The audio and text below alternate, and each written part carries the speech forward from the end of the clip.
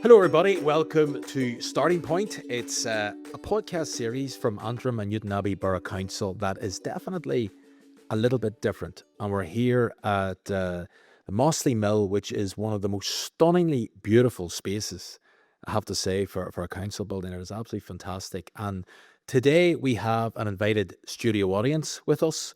So even though there's lots of big gaps in the chairs, don't think that nobody was interested in this. We usually just do it behind closed doors, but we thought with the caliber of our guests that we would invite some people here today to listen in at first hand. We greatly appreciate all your time for coming here today. But what about our guest? Apart from looking quite dapper, wearing loafers, cool dude, clearly, James Blake, documentary maker in very sensitive areas. So if somebody was to ask you, well, who are you? What do you do? How do you answer that? So I'm James Blake. I'm from Northern Ireland. What do I do? So I basically investigate the dark sides of the internet and things that are connected to that, relating to that, things that are societal around that. It's brought me to some crazy places. I've been chased by people with shotguns in Myanmar. I've been to Mesa, I've been to the Philippines, I've been in Manila, I've interviewed trafficking victims, I've interviewed traffickers, and done some very interesting stuff, not least explored the Manosphere late last year. So you're ahead of the curve because everybody's talking about this Louis Theroux documentary on Netflix, and it's been very successful, and I think it's the most watched piece on Netflix at the minute. Yours was out beforehand. Yes, so my documentary was released on BBC in November. And obviously there's quite a lot of work goes into these shows, so we were working on it for the most part of last year. It went out in November, did very well, got a good lift. It went out on BBC One, UK wide, BBC Three. Then it was on BBC One NI, and it did fairly well. Was trending for quite a while. I think, it doesn't always help when you're released at the end of November and it's a couple of weeks of Christmas, and then the Christmas movies come out, and how do you compete with Home Alone and, things like that. So, but it did really well. And then obviously Louis has went and brought out a Manosphere documentary on Netflix with probably a lot more budget than what we would have had. And it's did really, really well. And obviously Louis Theroux is an OG of the documentary game, somebody who I look up to and inspires me a lot. And his documentary actually just lit a fire under mine, and it's kind of popped off again. And it's back. It's sort of at the forefront of everything. And, Esquire magazine, Vogue, Yahoo Entertainment, a lot of publishers have been talking about my documentary since Louis came out. And some have even said that mine is better, which is the ultimate compliment. It's we were sort of ahead of the curve on that. What I would say though is Louis is a very different perspective than mine. So from the offset, I worked with a very good production team who are actually from Northern Ireland as well, which is awesome. Strident Media. And a fantastic director, Pete Grant from London, but he's worked on all of my shows. And from the very offset, we said we don't want to give a platform to the influencers or the people that are sort of selling courses to these people or driving them in a certain direction. What we wanted to do was actually give a voice to the people who are affected by this and the young lads who are brought into this world, because they're a huge part of the Manosphere. And we always talk about the Manosphere, about people like Andrew Tate and, individuals like that who kind of lead it and have a massive voice in it. But we very often forget about the people who are actually impacted, which is the women, the girls, and the young lads that are inside it. So my documentary really focused on those young lads and what impact the Manosphere space was having on them. Yeah. It's a brilliant watch. I found it very, very insightful. Probably different than what I thought it was going to be whenever I sat down. There are people that do say yours is better than Louis Theroux, absolutely. Although you're not quite Macaulay Culkin, so Home Alone's always... Exactly. You're never beating Macaulay Culkin. It's definitely going to win that one. But look, congratulations on the work. It's not just that. You have a documentary on trafficking, and it's an area that you know well, which is brilliant to have you here. And I guess the broader subject matter, ending violence against women. Yeah. Now, we all know from the last couple of months with high-profile trials here, the devastating impact that has, everybody, well, I'd like to think everybody gets that it's a huge problem. And there are different variations about how can that be solved, how can it be at least helped. And maybe the starting point is actually a conversation around that. What's your gist here? So if the microphone's away, you've explored this theory, you come from this part of the world, ending violence against women, you hear that quite a lot. What do you think? Well, I think, we were discussing this off the video earlier, that I think that everybody agrees that, it's something that needs to be ended, and I don't think anybody is for it. I mean, and, if there is, it's an extremely small minority. From my perspective, I can really only speak on my experience of it. I'm not a woman. I don't know what it feels like to be a woman, but, I am a man. I have a fantastic mother. I've got 2 nieces.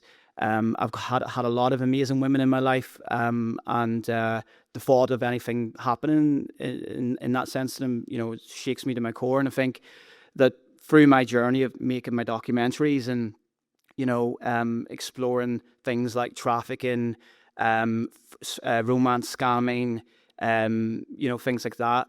I've spent a lot of time interviewing mostly women who have been victims to things like trafficking and romance scamming and things like that, and really seen the pain in their eyes up close, and really heard their story and tried to understand it as best I could as a man.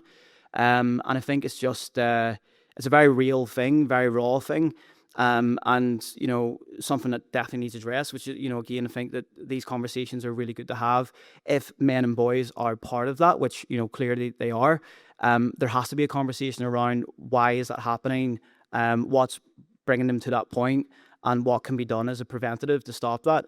And that's why I was so keen to explore the Manosphere, as somebody myself who, grew up as a young lad. I grew up working class, grew up in a council house, very proud of where I came from. And I spent a lot of my youth, kicking football around the streets, playing with my mates, getting up to no good. And I was very fortunate that, I guess, I grew up with the internet in a sense, and I used a lot of it. But I was also of the generation where you would play football till 10 p.m. at night, and you'd hang out with your friends, and you'd go to youth clubs, and, you'd do all of that kind of thing. I guess, sort of raised me a little bit more. It kept me away from a lot of this sort of vacuum space online where it's an echo chamber of the same things repetitively. So I was quite fortunate in that sense.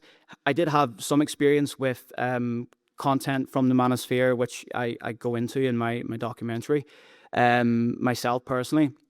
And I just was really keen to explore this from the perspective of, I don't believe, before I made the show, I didn't believe that it's inherently in every young guy to be misogynistic or a bad person. I didn't believe that. I think that we're all a product of our environment, what we consume, and we all have different paths in life. And I think making the show actually reinforced that to me, even though I heard some crazy stuff said to me during the process of making the show. Like what?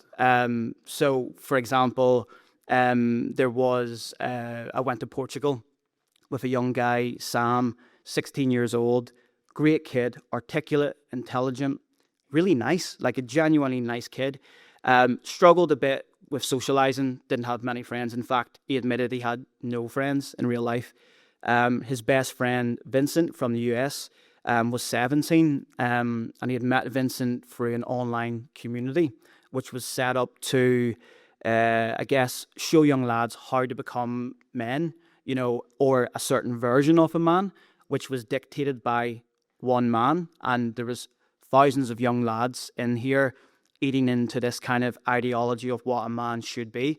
So young Sam had met Vincent in there and spoke online for 2 years, never met in person. And I had the opportunity to actually go with Sam to Portugal, where they arranged this meetup.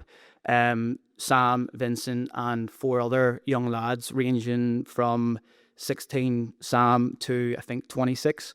and they all were staying in a flat in Lisbon, and the purpose of it was to help each other become better men, learn from each other, have a bit of community. And I was very privileged to go with Sam so we could meet Vincent for the very first time. We caught it on camera, and it was a pretty cool moment. But it was also very sad because it was a reminder of, this kid at 16 doesn't have any real friends, and this is his first taste of that, and it's a very temporary thing. He's not going to be in Portugal forever, so it was a very emotional thing. But spending time with young Sam, he said some things about what he thought women's role was in a relationship. Now, keeping in mind he's 16, he doesn't have life experience, but he has consumed a lot of content from these online communities. And what was the gist of what he thought? The gist of what he thought was women should be submissive, essentially, to men. Not only should they be submissive, but that they like to be submissive, and that is their natural role. The other lads that I spent time with in the same house in Portugal kind of mirrored that a little bit, and they said that, women by nature are more submissive and things like that. And I sort of did push back a little bit, but I wanted to understand why they thought that. Because, when you're 16, the things that come out of your mouth aren't necessarily your own words. They're words that you've heard, they're words that you picked up from things. And of course, it was the influencer that he was watching. He was repeating the stuff that he had heard. But it was very eye-opening and interesting to hear. And, it's kind of scary to think that if there isn't a prevention method there to stop him continuing like that or to pull him out of that space, he could continue to think that. And, as he gets older, we all know life becomes more stressful. There's more, commitments, things become difficult. And that's not something you would want to carry into adulthood, especially from such an early age. So it really took me back some of the things that these guys thought. Yeah. So it's kind of interesting because when you see people in this masculinity, this manosphere, this, we're all very familiar now with this phrase, toxic masculinity. I'm sure everybody here has heard it at least 100 times. And it means kind of different things to different people as well. But if I look upon that, I'd be pushed back going like, hang on a minute, a 16-year-old, you just described the guy that he met online as his best friend. How do you meet a best friend that you've never met, apart from online? It's a bit strange. How does a 16-year-old have no friends? Again, hugely peculiar. So is that representative of the majority of young boys? Obviously it's not. Yeah. But I don't know, in a small place like this with a population of about 2 million, if you had, 100 of them, it's not a lot, is it? But 100 people involved in 100 relationships with women, that is a lot. Mm-hmm. When you see the devastating impact of that. So I'm quite curious, your piece of work, it kind of shines a light on these young boy-stroke men and nearly suggests that they're victims, them themselves. And I would imagine there's a lot of people who'd be, hang on, if you're coming out with that crack, that's not a victim, you're a perpetrator. Mm-hmm. And it might be maybe, at the top of this pyramid might be the people who are convicted killers, but the bottom of this pyramid might be a wee bit of misogyny, a wee bit of sexism. Oh, sure, look, it's just, heard his dad say that I didn't mean anything bad by it. Then you get on to the next level, maybe a wee bit of coercive control. Maybe, you have the purse strings, which still a lot of people have. And then you're building up towards this thing at the top. But everybody identifies as hugely wrong. But this stuff down here, I'm not sure if everybody does think that that's wrong. Or might just come out with a completely load of nonsense. No, I understand what you're saying. It all starts somewhere. And, like the guys that I spent time with during the documentary, the age groups were varied, right? So you had, Sam's group that, as I said, were the 16, 17-year-olds up to sort of 24, 26, I think. I spent some time with a 22-year-old. And I also spent time with a 27-year-old, actually from here, from Oma. The other guys were from England. So there was a variation in these guys, and they all sort of had their own story arc within, the show. Sam's was more about friendship and community. Shane, the 22-year-old from Liverpool, his was about relationships, and Jack was more about sort of the discipline journey that he was on. So it was explorative of those individuals, and a common thing across all of them, which was extremely common, was they all sort of went into an online space to become better men. So that's where my thought process of they aren't inherently bad comes from, because they're seeking self-development. They want to become better men, but it's the delivery of that mechanism to them is what's bringing them to become misogynistic and become a certain way, because there's clearly a problem. They're going seeking help, right? So, there's lots of studies out there about, parenting and all of that kind of thing. I can't comment on that because I didn't explore that side of things. I can just talk about what I seen and what my experience was. And, these guys, if I had to ask them, are you misogynistic? They would say no. Do you love women? Do you enjoy women? Yeah, women are amazing. Like that's the kind of thing you would hear back. But then in the next breath, it would be, but I believe that, women should be submissive. Or, for example, in Shane's case, it was, as a man, I have no value. I have no inherent value. And this is what he truly believed, because he had been preached to by online gurus, if you will, who have exploited him and actually took money off him to say this stuff to him. And it was things like, as a man, you have no inherent value. You're born with no value. However, women are. Women are born with value. They're born to be protected and looked after, and women have it like this, and women have it like that. And that in itself, being fed to these young lads on a consistent basis, repetitively, reinforces this echo chamber that they keep hearing this stuff, and they believe it. I had a conversation with Shane. When I first met him, we met in a boxing gym. Big lad, 6'5", good shape, great boxer, everything going for him. He had a job as a paralegal. He was doing really well for himself. He just got his own flat in Liverpool, and met him, and we were talking about dating and women and stuff. And he was saying that he'd met somebody and really liked her. She ticked all the boxes. And I sort of said, well, it sounds great. It sounds like you've got the golden ticket. You're going to pursue this, like, whatever. And he was kind of like, yeah, I'm going to do it. I'm going to give it a go. But, the guy that I follow sort of says that I really shouldn't be doing that. Like, I should really be more red-pilled. And I explained what the red pill was. And for anyone here that doesn't know what the red pill is, it's essentially like dating techniques and techniques of trying to coerce and control women, essentially, in a roundabout way. Now, they might not frame it like that, but that's essentially what it is. And Shane was sort of saying, this guy Hamza that I watch, Hamza says this, Hamza says that. I should have more than one partner. As a man, my value is based on how many girlfriends I can have at one time. I should never limit myself to one. And it was really sad to hear that, because he actually really liked this girl, but for some reason he couldn't go with his own sort of gut feeling on it. He had to go with what this influencer was saying. So I met him again a few weeks later. The relationship was still going. He wasn't too sure about it. He told me he might break it off. And I was saying, why? And he was like, well, everything is great. We get on really well, whatever. But I've been watching Hamza's content, and, it's in my head that, I shouldn't really be with one person, which was really sad to hear. And I sort of asked him, do you think these thoughts are your own? Have you came to this conclusion yourself? And he wasn't really sure about that. And he did say to me, and this is in the show, he says, sometimes I feel like my thoughts aren't my own. And then roll on to the end of the show, he's broke up with her. He's back on the dating apps. He's back watching Hamza's content religiously. I sat with him in his living room. We put Hamza on the television. Hamza came, we watched certain clips. One of the clips, he said, all women have a mental illness and are retarded. He said that all women are evil and are going to try and hurt you. And as he was saying this stuff, I looked at Shane, and Shane was just sitting, nodding, taking it all in. And I had the conversation with him after that, and sort of said, like, where's your head at with this? And he was again off the thinking that he's kind of dodged a bullet by getting out of that relationship.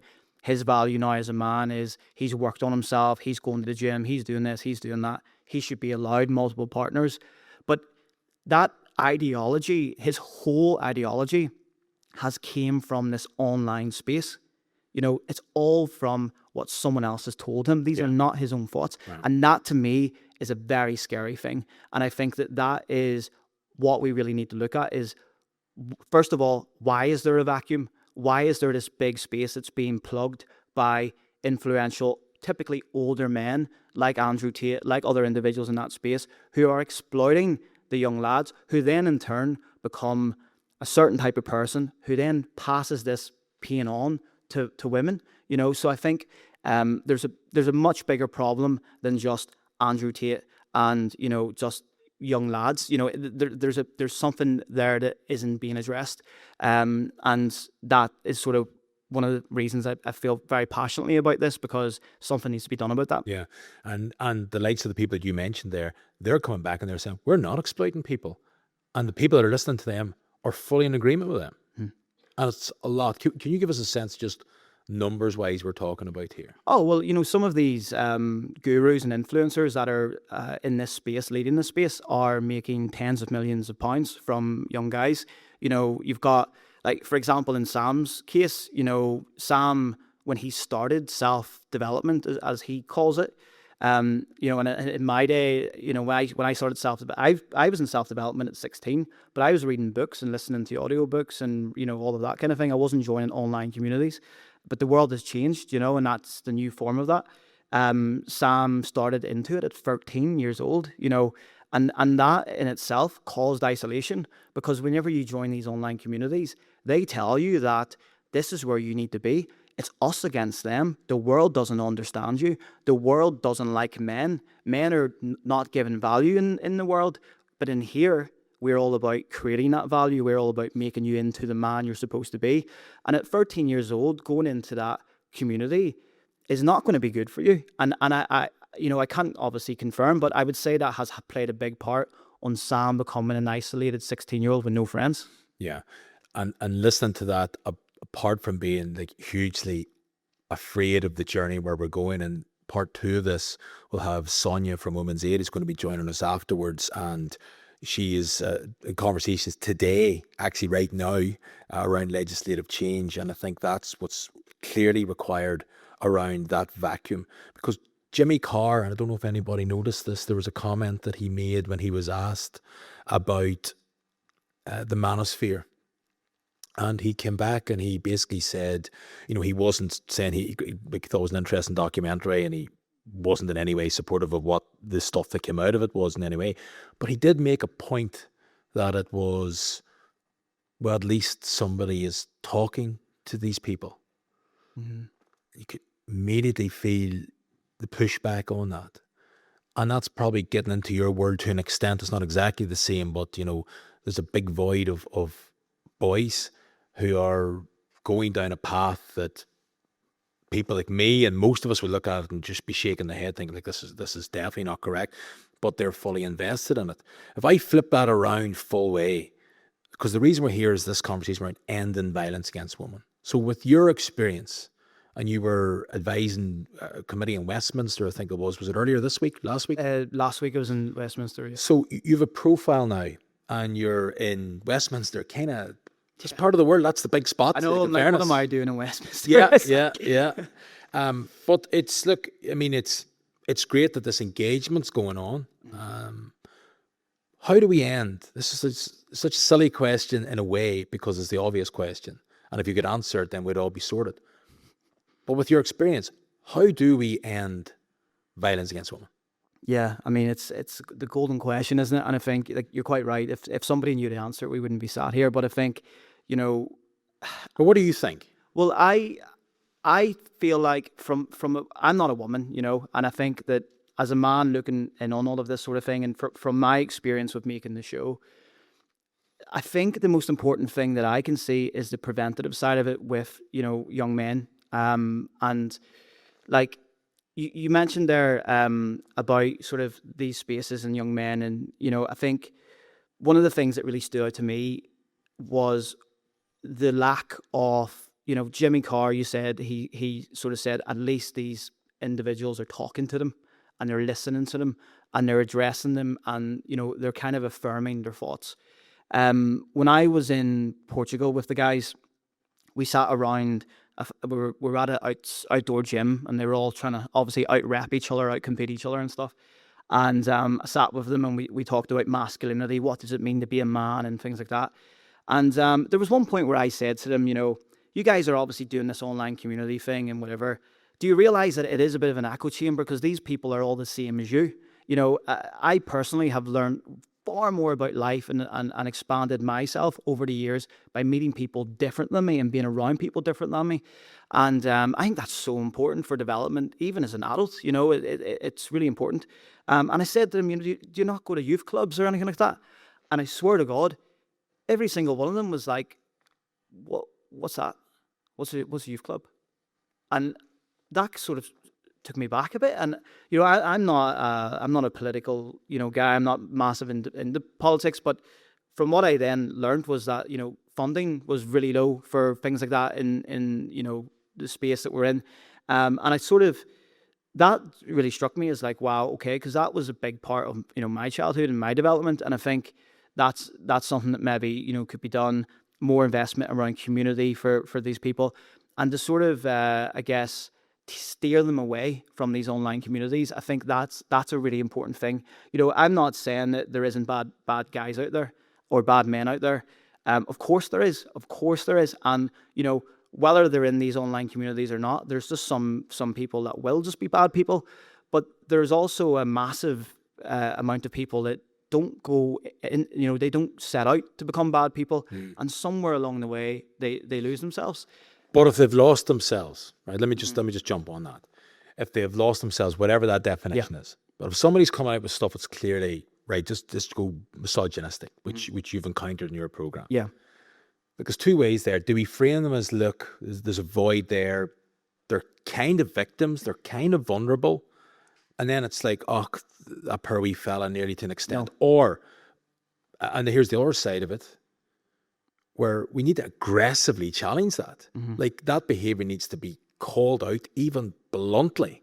Now, that's the other side, and you could push back on, like, well, that's not good either. Like, I was chatting to somebody quite recently, and they were talking about the WhatsApp group, and who's been involved in WhatsApp groups where somebody has put in something that's, you know, a bit mildly inappropriate, but you're like, you know, let it fly. And I remember asking this particular person, she works at a charity in this sector, and she said, I was going like, is it up to the likes of us as men, not personalise it, but just generally speaking, to call that out in the group?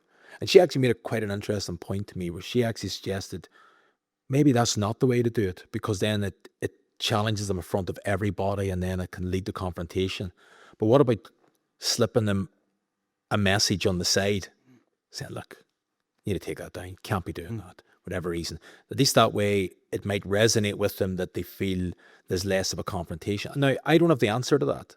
And I'm also hugely conscious as two fellas talking in this particular podcast. We're obviously going to have Sonia on afterwards, which would provide obviously a clearly different slant. But I'm just curious, what is the way to address that? And I don't know the answers, and I'm happy to explore around it. But your documentary has been more forgiving of these young men, I would say. Whereas some people may look at that, I'm sure you've got this as well, James, where people would say, needs to be called out, rooted out, and flagged that is absolutely unacceptable. Yeah. Where do you sit on that? Honestly, I completely agree. And I think, I'm, you know, don't get me wrong at all. I'm not saying that, you know, well, yes, I am saying that they are victims to a certain extent. They're victims of exploitation because older men are making millions of pounds off them and selling them, you know, pardon my French, but bullshit courses on how to be a man, which lead them completely astray. It's one version of what a man is, and it's someone else's opinion of what a man is, and it doesn't take into account, you know, all of the things that actually just make you generally a good person, whether you're male or female. You know, modesty, honesty, kindness, you know, being a protector. You know, all of these different things. These young men get very confused. They come into these things, but I do think that you made a very good point there about the WhatsApp group and men calling other men out, and I do think that's important. I do think it's important.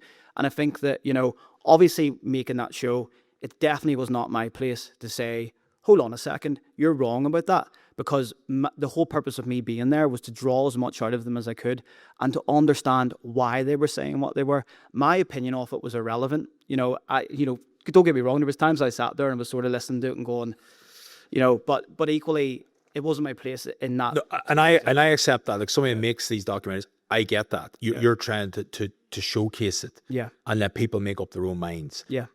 you're fighting against your conscience lots of times around it. I accept that. Like, Yeah. I get that's the goal. But you're out the other side of it now. Yeah. Like, you've made it now. You've been asked to go to Westminster. Your opinion is now valued. You've been asked to come to this podcast, today. So people are quite curious. What is your opinion? Because you've a great level of experience in this world that most of us don't. Yes. So there's an element of so I'll share a personal story which is in the show that is available to everybody to watch, and it's had hundreds of thousands of views on social media, so maybe some people in here have seen it. There was a point in my life where my father had died suddenly. I struggled with that massively. As men, we typically go inside ourselves. There's elements of if you're lucky, you've got a good support system. Unfortunately, I don't really have that. I've got a small family. I've got a severely learning disabled brother who takes up a lot of my mum's attention, a lot of her time. He's in a care home. He's got 24/7 support. He's always sick. He's back and forth from the hospital all the time.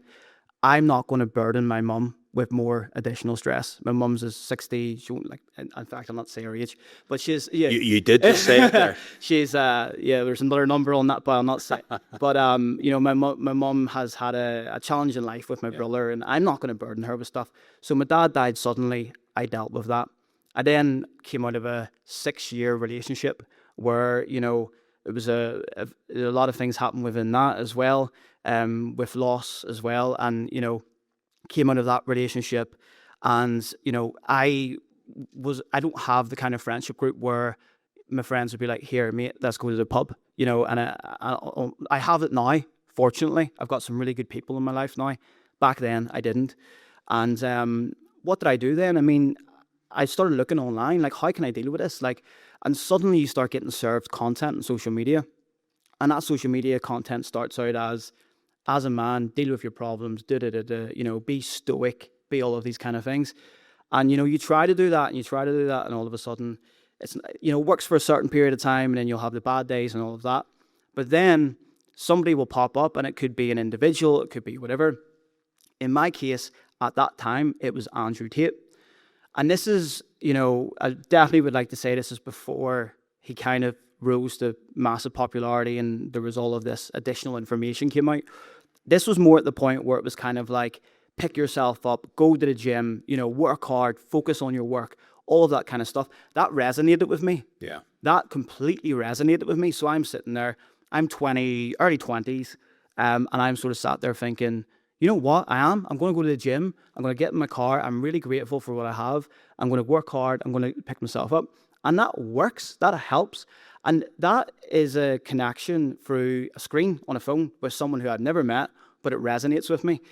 But over time, I started to see that content shift. Yeah. It becomes more about, oh, you broke up with her, screw her anyway. She's this, she's that, she's this, she's that. And you start to see more and more and more of that. Now, I'm quite self-aware.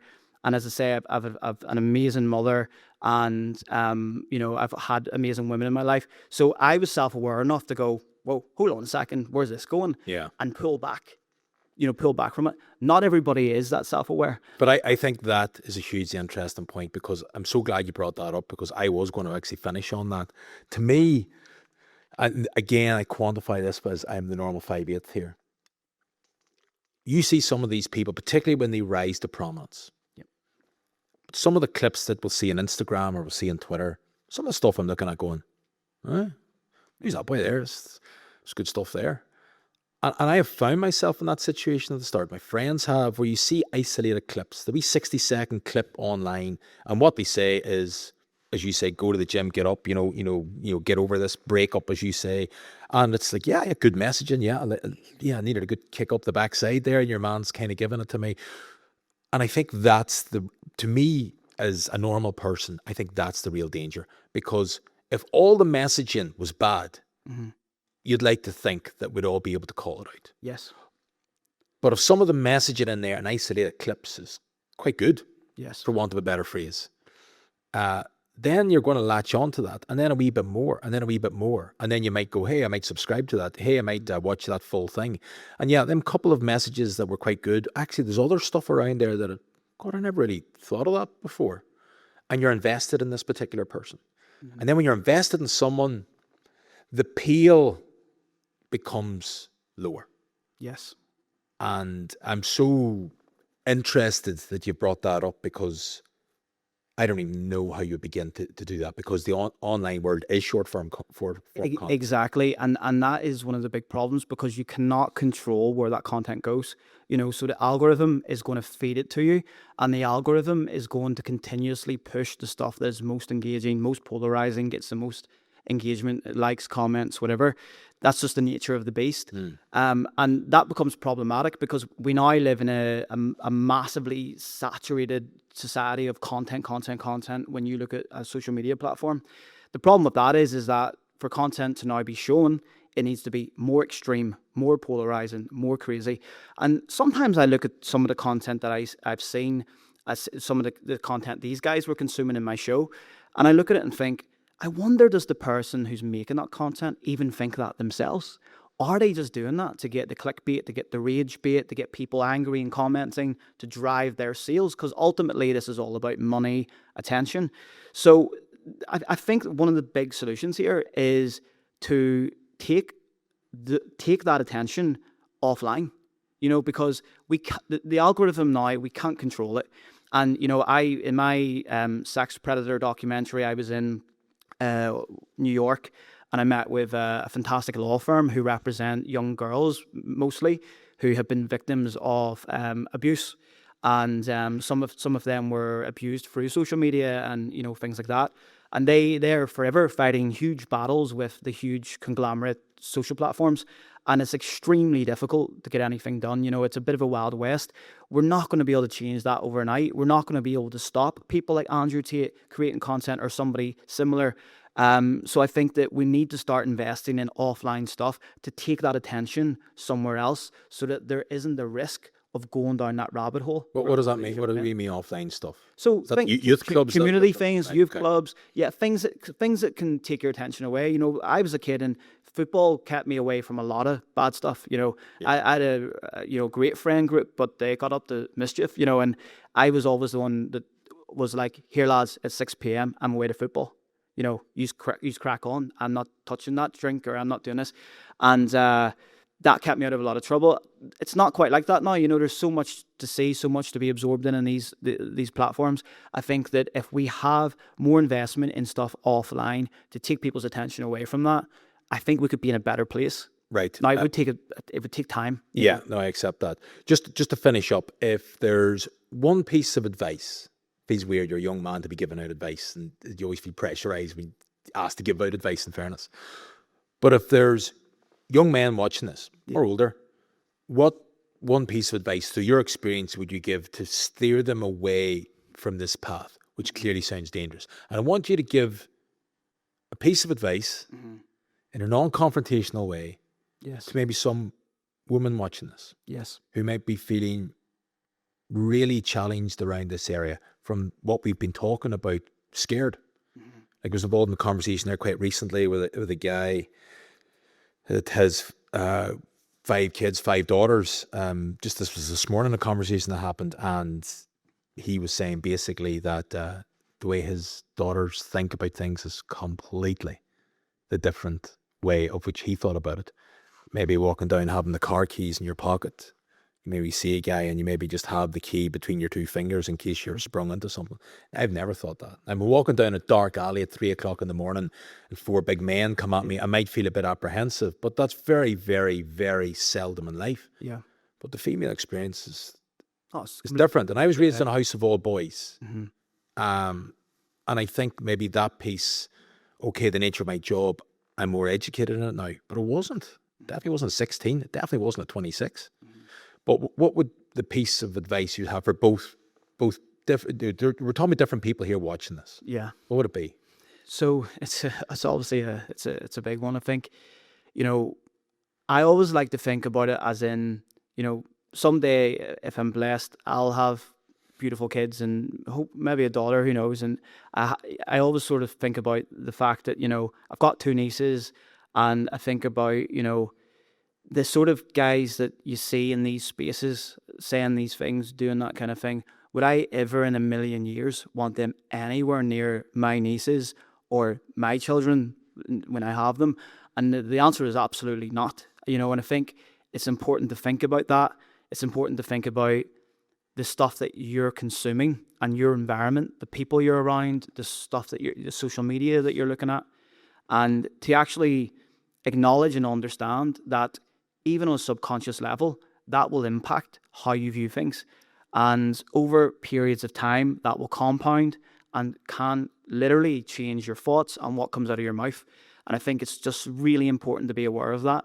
And to be aware of, as you say, the experience for girls and women is extremely different than experience for boys and men. Yeah. Boys and men have their challenges too. This is one of them. And I'm sure that there's similar challenges to women as well with social media algorithms. I mean, the expectation put on women for many years by the media has been ridiculous. And it's kind of came around now that that's happening to men. So I think it's just really important to try and become aware of all of that and to acknowledge that. I don't know if there's a simple solution to all of this, but I think there's numerous things that we can do, the offline stuff, conversations like this, and simply raising awareness around the differentiation between what women and girls experience and what boys and men experience, and keep having those conversations, really. Yeah. I think it's just so important. I think it's level understanding and trust, and I feel conflicted in this some ways as well. Like what you said there about, like, okay, my advice would be, look, you've got a couple of nieces. Yep. If one of these fellas was going out with my niece, how would I think upon that? We get that, but I always feel quite conflicted when I hear that, thinking, like, we shouldn't have to personalize a woman that she's my mother, my daughter, my niece. We should just, like, we shouldn't even need that extra layer of explanation to get that.